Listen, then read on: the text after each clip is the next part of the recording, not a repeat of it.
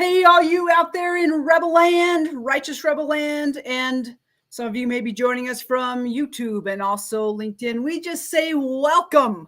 Welcome to another amazing Wednesday where we're live and unscripted with your host, Jennifer Saunders, and our guest today, Calida Jones. Okay, so a few things before we get started. First of all, thank you for sharing your time with us. We know that time is valuable, and the fact that you share it with us doesn't go unnoticed, and we really appreciate it, knowing there could be a lot of other places you could invest it. So thank you for being here. For those of you who are new, this is a platform where I get to speak with people live and unscripted, meaning there's not a set of questions, there's not an outline, there's not an outcome that we're searching to get. We really are just having raw, real, inspired conversation. I do ask one question to get us started, and then we just let inspiration take over from there.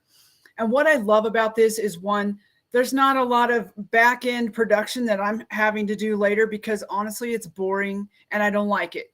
I just like being with people real. And it also allows for just this beautiful spirit of conversation and realness to just get in and really share the yummy nuggets. That word is so just like stuck in my mouth today. Yummy nuggets of information to come out of how people show up and how they function in their lives that may be helpful for you. So after the conversation, we'll go in and we'll update the show notes so that you get to have in writing what some of those yummy nuggets are before you come back and listen to the conversation again, because sometimes you want to. We also start with this moment of just getting present. It's an opportunity to just pause for 60 to 90 seconds and breathe, where we can let go of everything that's happened already in the day that may have us a little anxious or jumbled up or concerned about whatever you're concerned about. And we can let go of what we think is going to happen in the day, and we just find ourselves present. We can find ourselves in a more calm space where we actually can feel and think and make decisions and lend to the conversation that's about to happen. So this is how we're going to do breathing today. I'm going to invite you to do this with downward gaze or closed eyes. And this is new. We haven't done it this way before, and I'm super excited. So we're going to breathe in on a like 3 to 5 count, whatever works for you. You can do longer if necessary.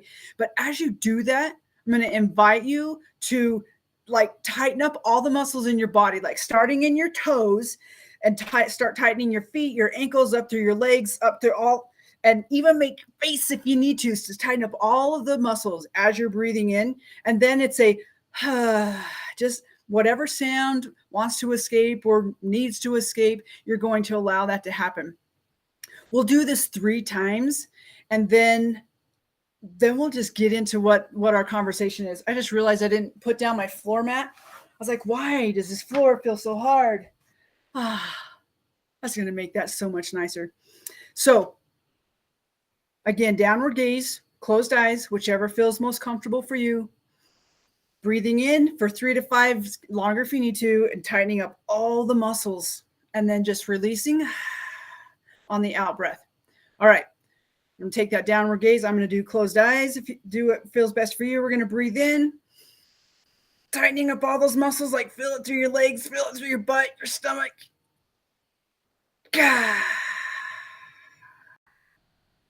And then just release it fully. Whew, that one made me a little bit lightheaded. Okay, we're going to do this again. We're going to do it 3 times. Here comes number 2. Breathing in, tightening up all those muscles as you do it. And releasing. If you're just getting on and you're noticing like crazy faces, it's because we're breathing. Last time. Tightening up all those muscles. And releasing. Woo! I love this one. I've actually never done it standing, and so that was a little bit of a different experience for me.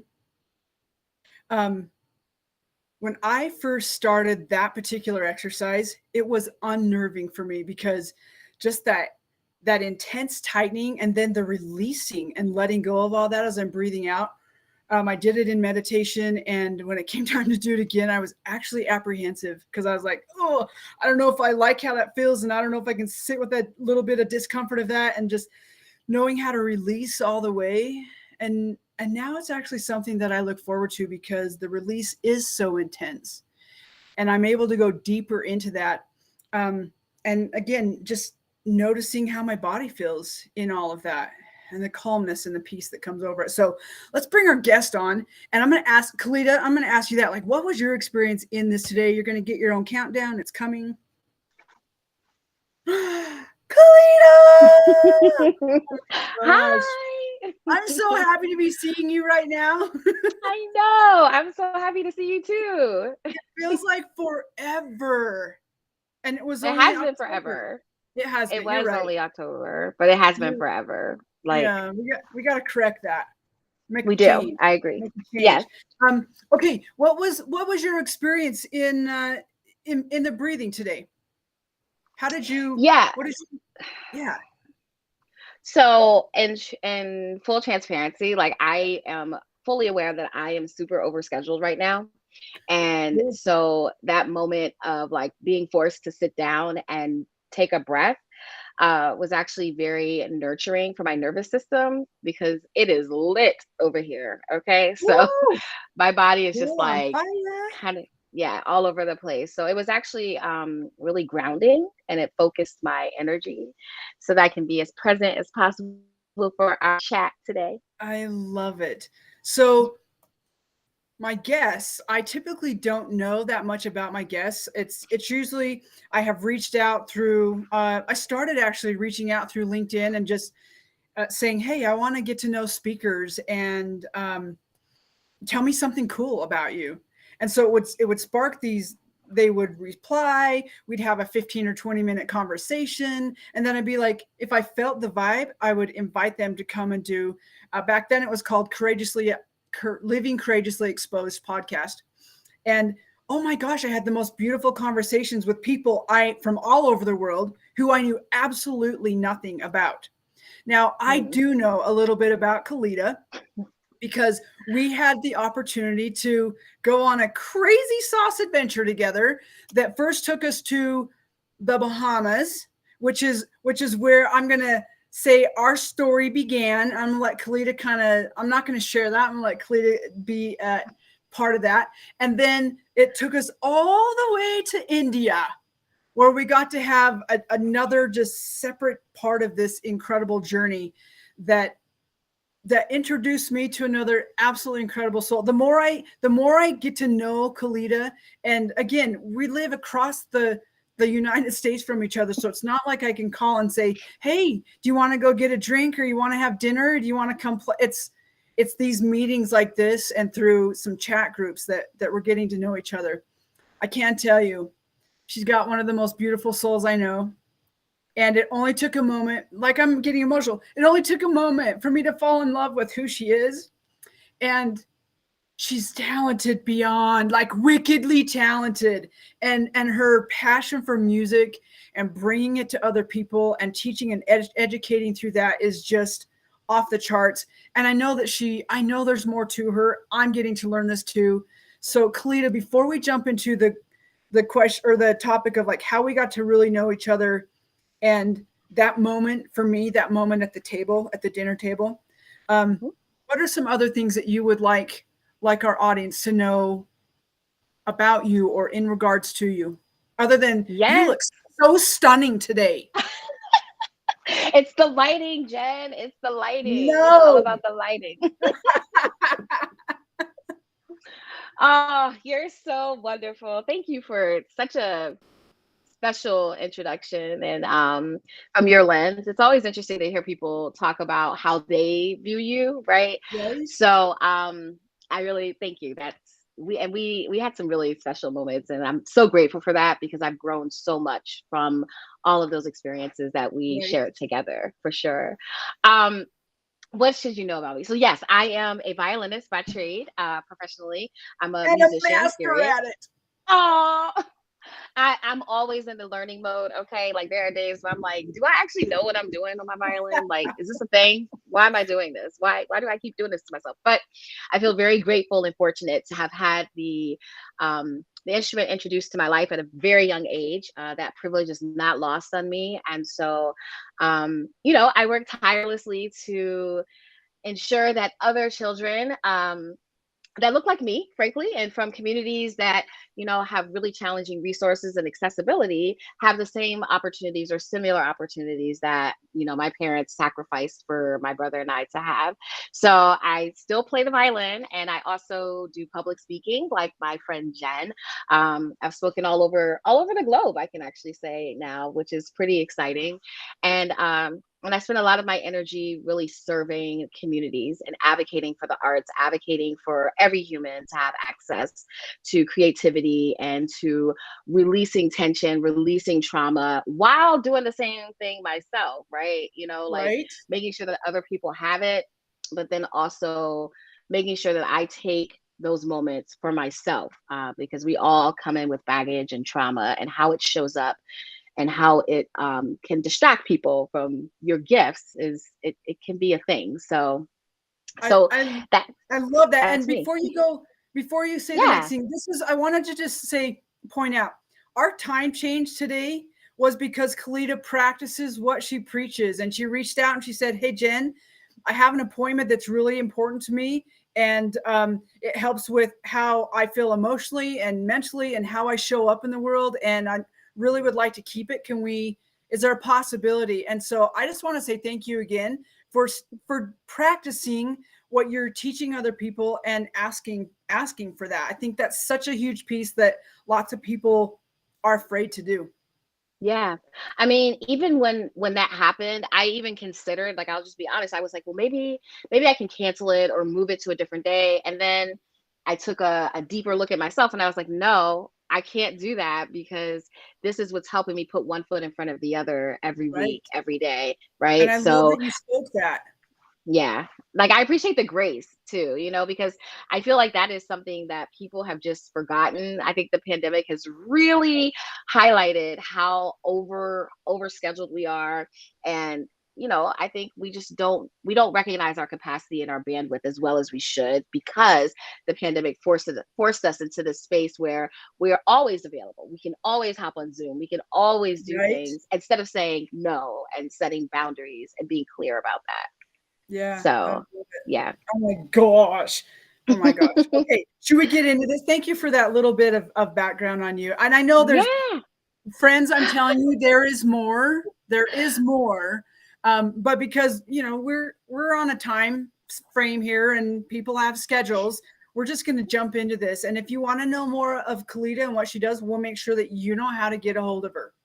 Um, Yes, for sure. so with that, Kalida, here's the first question. Are you ready? Okay. I I think know. I'm I ready. I know. think so. I think I'm Take a breath. It's a ready. tough one. It's a tough Oh one. boy. Okay. What? No, it's not. It's not. It's fun. What were you like as a little kid, and what did you want to be when you grow up? Ooh, okay. That is a great question. So as a kid, my if you ask my dad today, my dad would say I was full of energy, rambunctious, and he actually saw that I was going to be in education at age 5, because when I was in kindergarten, my kindergarten teacher, her name was Mrs. Multimeyer. I have a wicked memory, and Multimeyer. I That's a great name. Mhm. Isn't that great? And so Yes. we were in school, we were in the classroom, and apparently I I got up and went to the board and I mocked her. Like I told the class, I was like, okay, take out your books. We're gonna read our sight words. And they called my dad because my dad was home. He worked at night, and said, Kalida's mocking the teacher, and like that's not appropriate. It's bad behavior. And what I don't think they realized is I was actually modeling what I was seeing. Like I I was saw going to her say, were teaching. you really mocking or just doing something that I you was thought was cool? That's it. I was doing what I thought was cool. So I didn't know how that was going to affect my life as an adult, fast forward, and Most I teach 5-year-olds don't. violin. Yeah, right. And so as a kid, like I was very excited about life as a little kid. Like I wanted to try everything. I was super curious. Um, and I'm the oldest. And I think it's important to say that because I was the first kid. So I'm like, I came out and I feel like my parents are like, oh my God, what are we going to do? There's a human now that we have to take care of. And so, so your parents do the best that they possibly can. And as a kid, you're thinking the whole time, these people are crazy. Like, I don't like Right? rules. I don't like Hey, being told wait. no. You just made a statement that I fully believe in, even when parents are acting really, really crappy. And what was that statement that you just made? Do you What, these remember? people are crazy? They are I don't crazy, remember. but they're They are doing the crazy. best that they know how. Right. They're doing the best that they can. Yep. Yep. And so, as a young, like, like the grammar year ages from like birth to 8 or 9, it was just like, oh, everything's exciting. I'm learning how to play the violin. This is so cool. And then puberty happened. And I was like, Woo! oh, I'm an adult. Like, I know what I'm doing. I don't need these adults in my life. Like, why are they talking to me like this? Why are they putting boundaries around me? Why won't they let me Right? do what I want to do? And so for a while, I was like, I was low grade rebellious, right? Because I was raised in a traditional Christian home. So, like I was low grade. Like I really wanted to be wild with it, but I also knew my life could end at any point because that's just, that was the challenge. It was like, let me not think they can't do this. Like they could actually make me disappear and nobody would ever know. Okay, So so like when you say rebellious and like mhm. I get I grew up in a Christian home as well. Like, what were your rebellious things? Okay. My rebellious was so ridiculous. Like my rebellious would be like rolling my eyes, sucking my Well, teeth. Like I was a rule follower. I was a rule follower. me My too. brother was not. I was though. I was a rule follower. Like I was like, I have to follow all the Right? rules. And now I'm like the most rebellious person ever. Like I I think don't like that's an following rules. oldest child thing. I agreed. I agree. I agree. So those were my rebellious things. Like I would roll my eyes or like when I got into my later teens, like 16, 17, like I was so disrespectful to my dad. That's why I always honor my parents because I was that kid. Like you look at my relationship with my dad and I now, and we are like this, you can't, it's an unbroken bond. However, when I was in high school, I was another person. Like I would not acknowledge him. He would walk in the house. My mom would have to say, Kalida, speak to your father. I would mumble under my breath.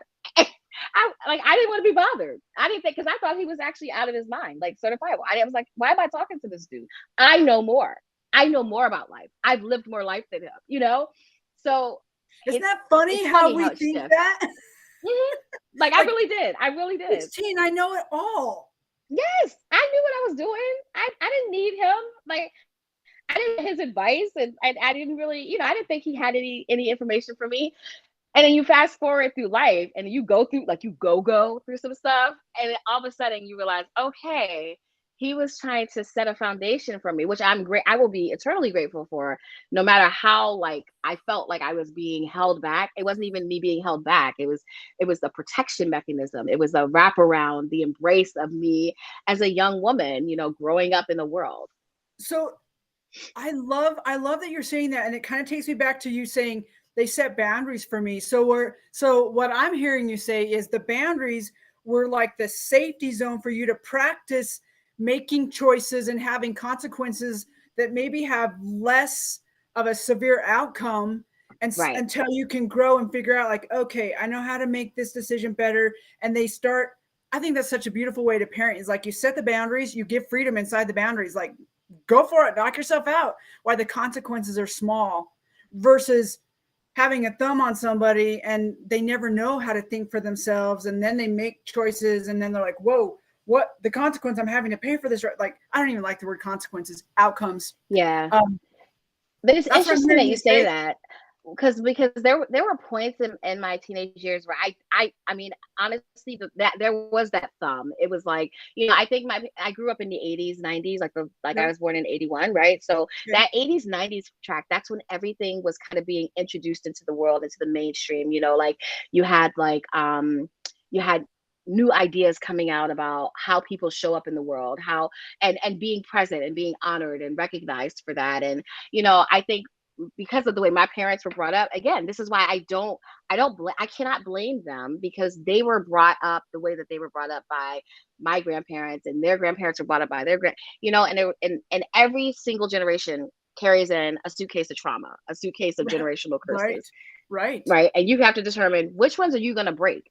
Like, is that something that you're going to do, or are you going to keep perpetuating it? So I saw it as that thumb, like the indent of the pad of your thumb was in my back from my perspective, because there were moments as like a undergrad, 20s, in my 20s, it was like I just didn't know what was happening. I couldn't I it was a slight imposter syndrome. Like, I couldn't really figure out who I was becoming. What did that Right. look like?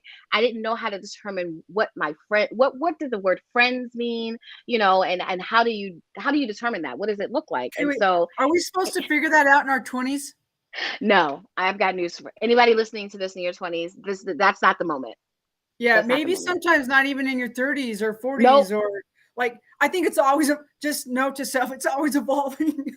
Yes, it's evolving. It's evolving, and it changes so radically and so quickly, and it's almost Yes. like you're pivoting, you're moving back and forth, and you don't know if you're coming or going. But what I do know is that the more time I've spent pulling the layers back of myself and where I need to shift, the more I'm able to clear the lens of the people that I want to surround myself with, who are going to uplift and support, and it's reciprocated in a similar manner. I So love it. Oh yeah, my gosh. Okay, but little so Kalita had to go through it, Jen. yeah.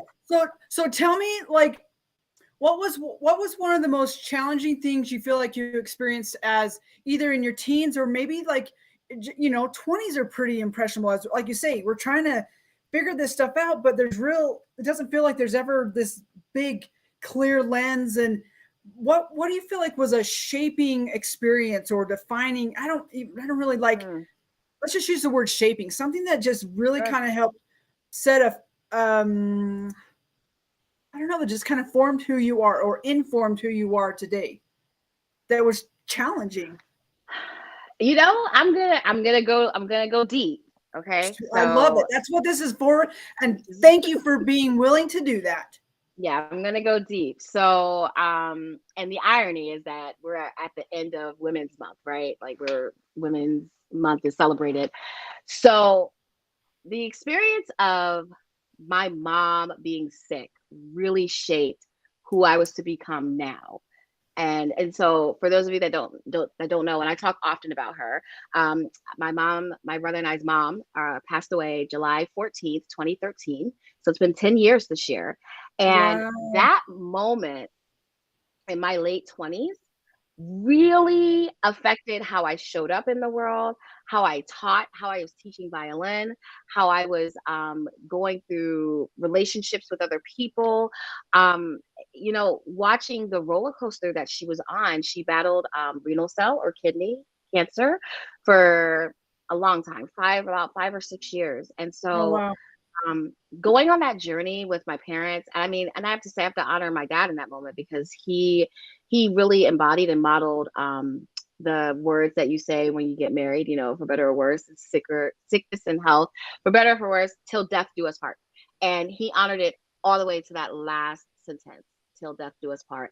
And for me, that was such an incredible model of what love in action looks like. So that period of my life where I was literally watching my mom evolve and become not my mom anymore. She was becoming a shell of the person that I had known.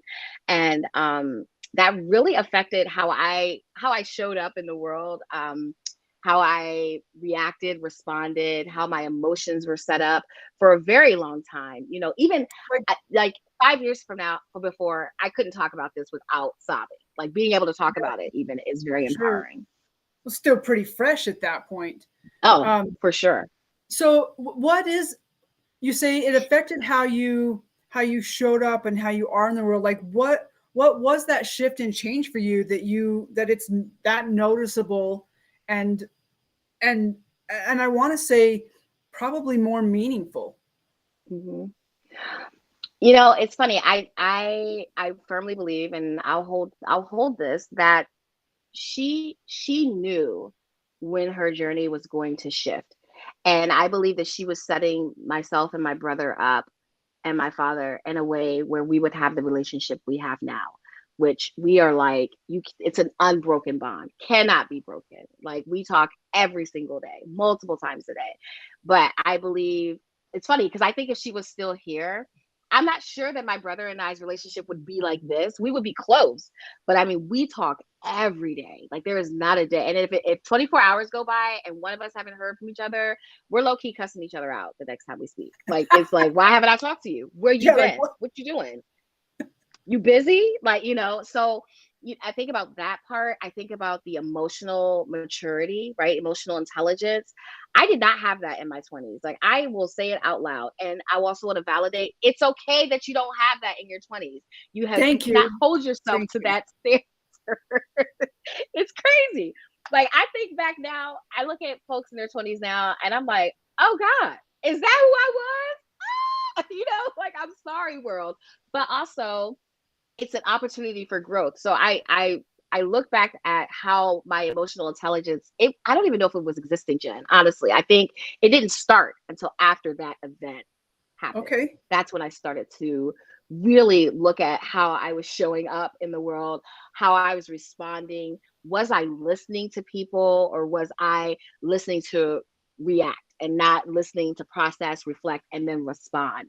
Um, and listening is an art, right? Like, listening to people complete their whole thought and then respond, that is an art form. That is a tap dance number. And it is hard because we're so used to, I got to get my point in. I got to get my point in. My point is more important. And it's like, well, let me let this person share their perspective first. Let me think and then respond. But it took that event happening for me to reframe my lens and how I listen to people and how I appreciate them. So did your mom model that for you? Like what, like why that particular shift in it, with the passing of your mom and watching her be like, why that shift? She was quiet. My mom, like, she would talk when she wanted to, but she was quiet. I think she took in a lot. And and I think for her, she needed space and time to process and think and reflect. I was actually talking about this with my therapist, because I'm like, where did that start happening for me? Like, where did I start thinking, let me stop being so quick to speak and actually listen with my active listening ear and not my passive listening? Because most people, they listen casually, right? Like, when somebody asks you, how are you? Do they really care? No. It's just part of the conversation. Now, if I, like, when I'm getting better at this, and this is a work in progress. Like, it's not something that you instantly are going to do. Like, I have to really think about, when I'm going to speak to someone on the phone or see them in person, how are you? How's your day going? Are you okay? How can I support you? Like, asking questions that elicit a response where I can offer support, or I can just be a listening ear. And I think my mom low key was modeling that, and I just never realized it. I never took it to heart. I love that. I love that. Oh my gosh. Yeah. And so how do you feel? I'm like, there's a lot of questions I want to ask right here, but let's continue on that for just a moment of like, how do Sure. you feel like that shift in your late 20s, Mhm. how do you feel like that has assisted you as far as decision making, how you show up for other people, what you're doing now, like whatever that is for you? How do you think it's assisted you or informed what you have done from then on? Yes, that is a great question, Jen. So what I will say is that shift has caused me to do a review of how many people have access to me. because if I'm going to listen to someone and really offer thoughtful feedback, my expectation is that I'm going to receive the same. And so if we're talking and you cut me off, then I know that you're not going to hear my complete thought. And I also know that probably the conversation is going to be more geared to what your needs are and not a shared opportunity to have dialogue. So you know how, I don't know who told me to do, I can't remember who told me to do this, but someone had said to me, write a list down of people that you talk to all the time. And I wrote that list down, and then they were like, okay, now put an asterisk beside the people who you know that you can call and have a full conversation uninterrupted, a full vent session uninterrupted. And it was like that list went from like 15 people to like 4. And I was like, hold on, what is going on? So I do that often, to be honest with you, Jen, because now my life does not have space to give so much access of my energy and my time and my emotional strength. Because, when you're making yourself available for other people, that requires a certain amount of capacity. Oh man, lots. Like, And if it's not an exchange, it's draining. yes, Like it's it's completely exhausting. draining. Yes. Like there needs to be a vitamin for that. If we're doing all that, then I need a vitamin. There is. It's called Come Play With Me and Leah over at the Righteous Rebels. That's right. It is Come Play With You and Leah. Y'all should. Shout out to my friends. Y'all should go play with Leah and Jen. Oh, little shameless plug there. Okay, so another question has come into my mind. I love that you're like, I have a review of how many people actually have access to me. That's incredible. And at the same time, it can just caveat can feel lonely sometimes when you like really pare it down. Like it feels lonely. But I also okay, so answer that, and then I have one more. Let me just toss this question out there. Do you feel like inside of the relationships you have now, do you find yourself asking more questions so that you can listen? Yes. So I find myself asking more questions so that I can listen with more intentionality and think about how I want to offer support, or if it's not a moment of support, just offer solutions. And sometimes I will start a conversation and say, are you looking for solutions from me, or do you just need to dump your stuff out? Either way, let me know so that I know how to move in our dialogue together. And that takes humility and thoughtfulness. And I didn't And realize that yeah, until I really awareness. started working on myself. And awareness. Yep. Yep. And I didn't consider that until I really started um reading more and working on myself and recognizing the importance of how you show up in your relationships, and also being willing to receive real feedback from your friends. If your friends don't give you real feedback, if they don't tell you, girl, you suck, that ain't it, that is not giving what you think is giving, they're not your friends. Like if they Right. don't tell you, you're not friends. It's very much surface. Get you some friends that'll be like, sis, I feel like I can say this to you. Bro, I feel like I can rap this to you because I feel like you're open to receiving feedback. Okay. That is so just freaking spot on. And I'm going to tell you, before a couple hours ago, before this, Leah and I were in conversation with Tammy. And you know Tammy, like she's gonna speak it how it is.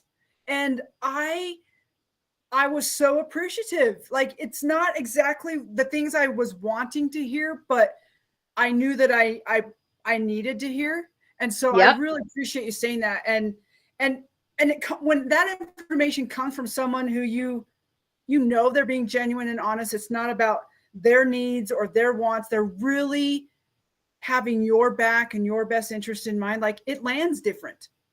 Mm-hmm. It Mm-hmm. lands different. And so I thank you for saying that. I mean, you receive it differently too, right? Because it's somebody that has a vested interest in you being successful and in you showing up in the world as your best self, as the best Yeah. version of yourself. Now if I feel like, and that's why I said I write that list. And you're absolutely right, Jen. This is probably one of the most loneliest spaces I have Oh, ever existed in my life. ever. Okay. As a I single I woman feel who you, sister. thrives, I know you do. I know you can feel it through the screen. I mean, as a single woman that is living an amazing life, traveling, working, curating spaces for people to build art and creativity, it's not lost on me when I come home to my space where it's just me and my thoughts and everything that comes with that, the baggage that comes with that. But to do otherwise is to take years off my life. If I just keep myself open, when I didn't have boundaries, everybody was coming in. Okay. It was like the little Peanuts, when Lucy used to have the sign, the psychiatrist. That was Psychiatry. me. I was thinking, I was like, come on in, come on. I got room. I can take your stuff. Well, I do not have room. and again, like doing it at a price. So, psychiatry, 5 cents, 10, doing it at a price that's draining because there's not the exchange, whether No. it's energy or it's energy of money or it's energy of whatever. Yep. I feel you. I feel Yeah. you. So that's the other thing. And if I am in a situation where I don't feel like I can be honest with that person, then I'm not a good friend, and I need to distance myself, because I need to be able to be honest and have the expectation that the same will be given to me, because that's how we become better people. But if there's not space for me to be honest with you, then are we really friends? Like, are we actually friends? Are we actually in a relationship? My brother and I talk about this all the time. Like, if you don't have people in your life that are willing to say to you, that is not it. But can I share some ideas with you? Can I share some feedback with you? If you don't have people like that, if you have yes people around you all the time, you're living a lie. What? But here's the thing. Okay, but wait a second. But that feels so good when the people around are like, yes, yes, yes, Yeah. right? But at the same time, it doesn't feel good because in your heart of hearts, in your soul, you Yep. know. Yep. Yep. And that part it's worse, right? I mean, I used to surround myself with people that were like, oh my god, you're so great, like, this is so awesome, you're so fantastic. And then after a while I was like, but I don't actually think I am. This isn't it. This isn't it. And so I really had to shift and reframe the relationships that I chose to have in my life. And listen, I thank those individuals for that season of my life, because I learned a lot. Absolutely. But Because it's part of the process. mhm, we're always evolving. You saying that brings up a point in my life when I mean it's all like you say we're always evolving, but I remember being younger when I was performing a lot and I sing and I would hear people on stage and I'd be like ugh, ugh. And I would turn to people and you know what, God bless them because they're up doing the thing that they love and they're doing it. I just would say to people, be honest with me. Yeah. Like, be honest with me. If the song or the singing isn't great, please tell me so I'm not Hmm. up somewhere embarrassing myself or maybe I could go get some lessons or I could practice a little bit differently so that I can present a little bit, not that it has to be perfect or Right. absolutely polished. And I honor those people who just Hmm. stand up and do the thing and they fumble around and they figure it out. And honestly, I'm in one of those places right now. But I also have the people who are willing to say, hey, you might want to take a look at that. Hmm. Hmm. Or here's another way to look at that. Or girlfriend, you just off base.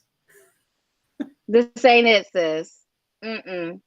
Yeah. Mm-mm. Stop listening to what everyone else is telling you and follow your heart. Yes, I agree. I agree. I mean, I think I have become, for me, and it's always evolving, but I definitely have become more accountable to myself in that regard, right? So if someone asks me, because I used to be really uncomfortable, like telling people or sharing feedback, but it has gotten to a space now, in my young 40s, actually 41. I don't care. It's a number. It's about how you Right? feel. Um, and I hang out with kids, so I'm gonna always be 40. But being able to share feedback and not feel bad. Like I never say, okay, so I'm sorry, but it's just here's what it is, and I feel like you can move this way, and it'll be great. So let's do it. How are we gonna do this together? And frame it in a way where it's easy for people to hear and see, or maybe it's not easy. I mean, that's not really my problem. I have to divorce myself of the thought that I don't, it's my fault if they feel bad. That's not my problem. If you ask me for feedback, constructive criticism, and you want to grow, then know that it's not going to always feel great. Right. I love, oh my gosh, I love that. So, are you doing what you thought you would be doing? No. What? Jen, listen, you know what I thought I was going to be doing? In my head, I was going to be teaching violin Right? until I was 97. Okay. Literally, I was going to just drop dead with a violin in my hand and a little Oh, 6-year-old in front of me. Like, that's how I was going to go. But what I realized was that that might be trauma to the 6-year-old. well, yeah, that well, there's that piece. There's that slight piece. But the other piece was that my vision for myself was too small. I didn't realize that. My Mm. vision of my capacity to actually change the world, to actually have impact, to actually ignite innovation in people and innovation in art and culture and how it shows up in this country. I didn't know that I had the capacity to show up in the world the way that I do now. And it feels incredible. It feels like it's a gift. And so I say to anyone that might be in that space right now where it's like, I don't know if I should be doing this. Listen, if there's a moment where you have any doubt, lean into that and think about what you never thought you would be able to do, but you want to do. Because I'm literally doing that right now. I never Okay, thought that I would ever be in these spaces. Ever. Kalida, what are you doing right now? You're like not you're so excited about it, but you're not telling us. So what are you doing? Okay, so I recently, well, everyone here does not know. So I have my own LLC, C&J Associates, which is it's keynote speaking. So I do speaking all over the country, all over the world. Side note, my goal this year is to speak at 2 colleges. So if there's anyone in university world that would like a woman to come in and do some empowerment talks and some workshops with young ladies, let me know. But I also do holistic equity, diversity, inclusion, and access work for arts and culture organizations. So that's my LLC. And then I have a new arts ecosystem with a partner. It's called What? Creative Evolutions. Yeah, it's super jazzy. So Creative Evolutions is an arts ecosystem, and everything that we do is human centered. Our principles are aligned with humanity and treating people with dignity and respect through arts and culture. My partner's name is Doug Clayton. He's based in Chicago, and he is amazing. We're friends and we're business partners, and we are collaborators, and we are innovative in action. We talk every day, all day. Like, I thank you to his wife and kid, because we talk all day. We text, we email, and we're constantly thinking about innovative ways to shift the paradigm, to agitate the space, to disrupt the norms. And then we take it a step further and actually do it. Like, we talk about it and then we do it. We put it in action the next day. We don't just talk about it and say, well, let me sit on it. We talk about it, we write it down, we put actions into place, and we go. And it's becoming something where people are excited about the idea. Someone asked me recently, are you all for profit or nonprofit? And I said, we're neither. We're liberated for profit. We are liberated in how we show up in a society that's hyper capitalistic. Listen, I am here for get in the bag, get your shmoney. All right. But I also think you can do that in a way where other people are still treated with dignity and respect and value for what they bring to the process. I love everything you're saying. Partly because I think there's a lot of tie-ins and stuff into what I'm doing and have brought Leah into with her gifts and talents and magic and in the creation of Righteous Rebels. And I think that's Yeah. what I love about this is we're going to have these moments. We haven't really talked about them yet or what they look like, but I know they're coming of just this big, beautiful collaborations because Hmm. we are creating businesses from the heart. And we Yes. are it's about humanity and treating people with the respect and dignity and yet in their own beingness and Yes. letting them stand in their own light. And I love that Yep. that you're doing this. And so let's talk about that piece just a little bit more. Like you say, you guys Yes. come up with an idea and then you don't like just sit back and ponder. You do kind of what I do and you just jump and you make it happen. So what does that look like? What are some of those ideas? What are you actually Yeah. doing? Yep. So I'm gonna do two things because there's a question in the chat. So Oh, C&J thank you for Associates, which seeing is that. Calida's thing, is www.cnjassociates.com. Creative Evolutions is just creativeevolutions.com. We have a full-blown website. It's up and moving. You can see our values, our principles. You can see how we do financial ownership, even down to the language that we use and how we describe one another, how we describe the arts and culture ecosystem. So what we're doing right now, we are doing a lot of work in, people call it strategic planning. I like to call it living vision. I've found that a lot of places they do these big plans and then they put them on the shelf and they don't put them in action. So I like to call it a living vision because it gives you permission for the vision to adapt, to evolve, to shift while it's moving, while it's living, like a living organism. And then we I also do call it executive searches. formation. Yes. It's like a school of fish, right? Yeah. Yeah. And then we're doing executive searches. So, placing people in different arts and culture organizations. The difference is we pay semifinalists and finalists to go into those conversations with the organization. Like we pay them real money for their time Wow. and their value that they're bringing to an organization, which is, there's definitely been a lot of dialogue about it, but we incorporate it into our process. And recently, actually yesterday, we just talked about another innovative way of doing things where, I'm sure you've had this happen, Jen, where somebody will reach out to you via email and say, "Oh, do you have any recommendations for this job? Da da da da. Do you know people?" And now we are choosing to compensate people if they make recommendations. We have, like, we're going to compensate them either financially or a financial stake in Creative Evolutions. I think the idea is we're wrapping this in radical love, but also honoring people's value and what they bring to a process.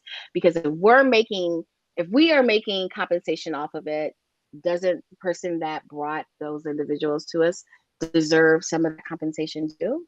I love Yeah. that. And I love that piece. It's like just the giving back, and we call it a thank you gift. Like if you're bringing someone to us, or they're coming to one of our adventures or things that we're doing and you've brought them to us, we've always built in like a thank you gift because we want you to know that we appreciate, again, that exchange. and Right.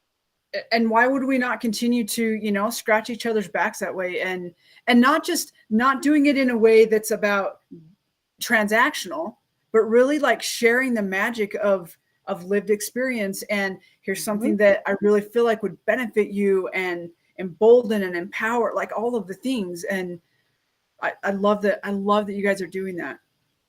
It's beautiful because it actually excuse me, it actually eliminates that feeling of, oh, is this performative? And it's like, no, we're treating people with dignity and respect because everybody works hard. Everybody in these kinds of spaces, they work hard for what they're doing. And for so long, the stepping on other people to get to the top and pushing other people down so that you can step up, that doesn't really, it doesn't, it wasn't how I was raised. That's what I'll say. I wasn't raised that It way. That feels wasn't modeled horrible. for me.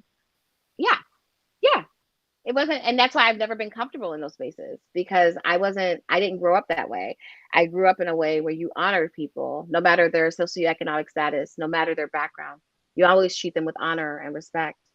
So it makes sense that Doug and I came together and we've created this beautiful magical thing and we're just taking it all over the country, and wherever people are ready to listen and get started, we're like, let's go, roll up the sleeves and let's do it. If enough people desire change, change will happen. And then if they want to take action, it will happen.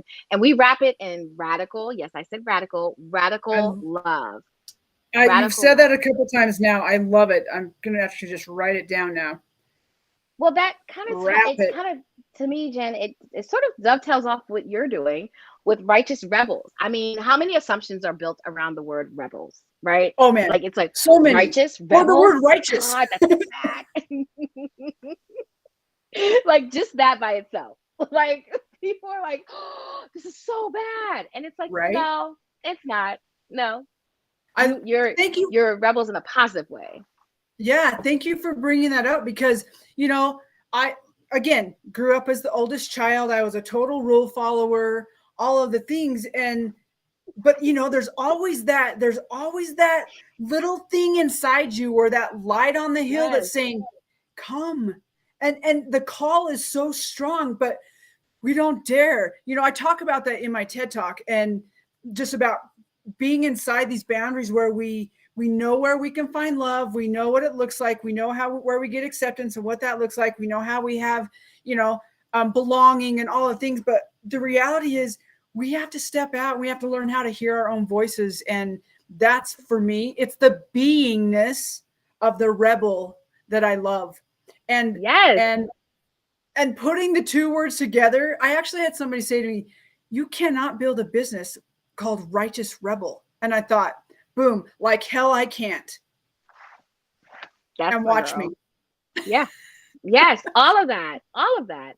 And thank you for saying that, Jen, because that's what when people, it's about the intentionality of the language that you use and how you use it, right? Which is why I always say radical love, because that's how my parents radically loved us. And Mm. so I don't know anything different. And I recognize that that's a privilege because not everybody comes from that kind of background and upbringing. So Most I'm aware of that. probably don't.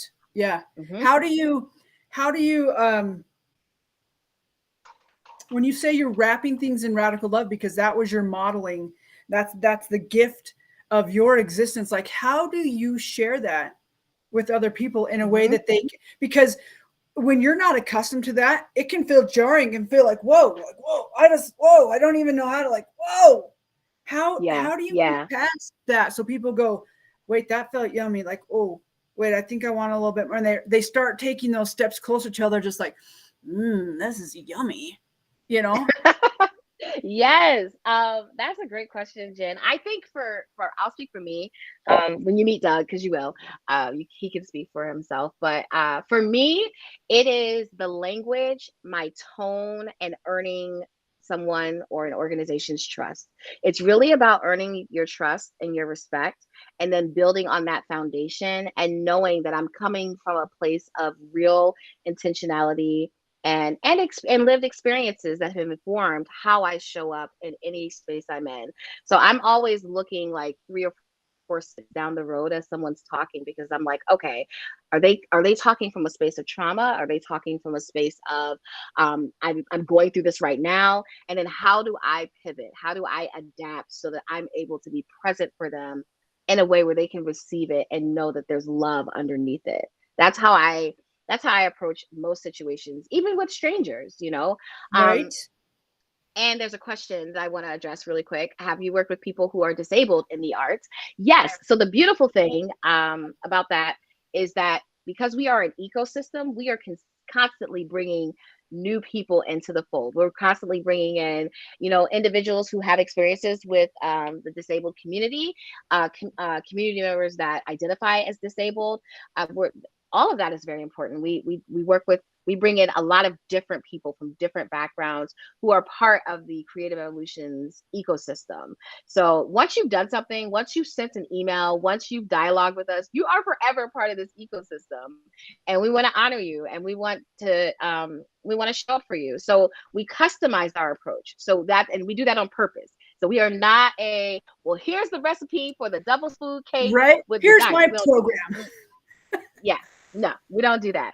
We want to know about you. We want to know about your organization, what you're looking for, and we build around that. We build systems, we build frameworks, we build options. It's like going to a bookstore, seeing the shelf with all these different options. It's like, I think I want to try this book. And you read it, you read the prologue, you're like, maybe not this one. You put it back and you try a different one. And that's the way that Doug and I work in our process. It's very organic. So it depends on the situation, but we do work with disabled members in the arts and otherwise. So I love it. So Natalie, thanks for asking that question. Natalie is one of the beautiful souls in my life who I get to associate with, who who works with vision impaired, blindness, and such. Mm. And so I can just see her wheels spinning, of like Yeah. what this could be. And so I'm excited. Natalie, we'll have conversations about that, and I will help you do the Yes, hookups if you want to do that. Oh my gosh, the time goes way too fast. it Uh, does. we're gonna have to do this again, but I keep having this thought, like, I to just ask the question of what is something that's like really sitting on your heart today that you feel like is important to share. Like this entire conversation, I'm like, ask her to just share what's really on her heart today, whether it's an experience you're moving through that you feel like has some wisdom in it, whatever it is. What's on your heart? Whew, Jen, that's tough. You can thank Okay. God. I think what's moving through my heart right now, and what I will give as a gift to anyone that's listening, is to fall in love with yourself, Mm, fall in love with you, and fall in mm-hmm. love with the different versions of you that show up, and learn to understand them and be content with that. And don't look for someone else. Let someone else find you. There's a level of peace that comes with that. And it's hard. I'm going to say that because I am living that. I'm learning how to fall in love with me, you know? We all are, and that again, Mhm. that's part of what we do too. In fact, we've got a course title, and I think we're just trying to figure out what to stick in it. It's how to love yourself so much nobody else has to. Yeah. Not that we're Yeah. saying don't let other people, but so that's right here. And I appreciate you saying that. Okay, you said something about fall in love with a different version. Don't look for somebody else. Let them. What does that mean? Let them find you. Yeah. So you can, it's okay to manifest. It's okay to say, I really want that person to be a part of my life, and I'm going to keep loving me. I'm going to keep finding ways to love me, to honor me. And in honoring yourself, you're also serving others in those moments. You're also giving gratitude, grace, empathy, compassion to other people until that moment happens, until your person comes, until those people come. So that's my blessing to everyone today. Just fall in love with you, because sometimes I think about like me, and I'm like, I am funny, I laugh at myself, like, you know. And I forget that I have good things. There are things about me that are pretty cool, and I love that. And so learning how to do that in a real meaningful way gives, it's a sense of peace of mind. And how, and people can see that, people can feel your light when they know that you are in love with you as a person. Right. I So love that's what I that. would And I say. think Yeah. I thank you. Just thank you, thank you, thank you. But I feel like that brings us like right back to the very beginning of how Hmm. we got a beginning. And it's this piece of sitting at a dinner table with what, there were 11 or 12 of us, and the topic of conversation got a little bit heated. I'm talking about Bahamas, not India. Um, you remember that moment, right? And comments Hmm. that were made, and I just I could feel you. You were sitting next to me at that conversation and dinner, and I could feel you, and I could sense who you I can sense who your soul is, and I remember I just looked at you and I could see a little steam coming out your ears, and I just said something like, I don't even know what I said, like, I got You you, grabbed my or hand. Yeah, you grabbed my hand, because I was actually, I'll be transparent. I feel everything intensely. Most people do, yes, but I also show it. And I was yes. starting to cry, and Jen saw me. She saw that there was a big fat tear. I was really holding it in because I'm also very strong-willed, and I was like, I am not going to show that I have feelings in this moment. But Jen looked directly in my eyes and said, I got you.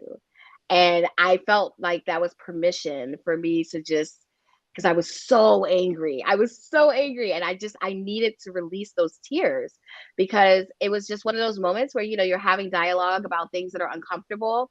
And you know, when everybody doesn't know everybody else's lived experiences, you don't know what people are coming from, it can Right? sneak up on you. It just sneaks up on you. And that was the moment for us. That was like the crest of the moment. You looked right at me and you said, I got you. That's I was like, oh man, this is she's it. She's gonna be that person in my world forever. I love it. And you know what's interesting is, like, a few months down the road, um, that same phrase was offered to me in a Mm, way that I had never had it offered to me before. And that, feeling it deep in the core of my being, and feeling something shift and change, hmm. because Yep. it was honest, and it such an incredible, I actually had forgotten that that's what I spoke to you, but I knew it was something of that nature. And so I just feel like it's just these beautiful moments. And I guess what I'm trying to say is, to the listener, is pay attention.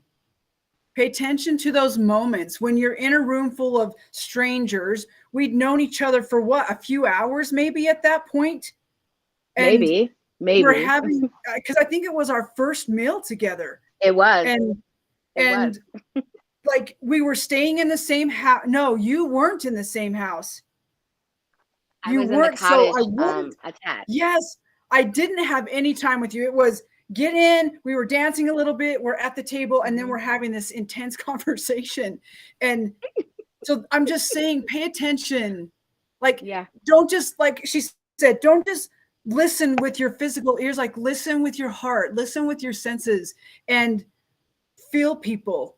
Have the courage, be enough righteous rebel to feel the people around you. Like, that's a rebellious thing to do.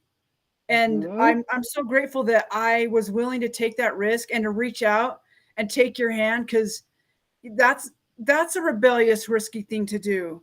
It And is. and to be like, I feel you, like, Hmm. I got your back. Hmm. So That pay moment, I attention. needed you. So yes, pay attention, And just like Jen and said.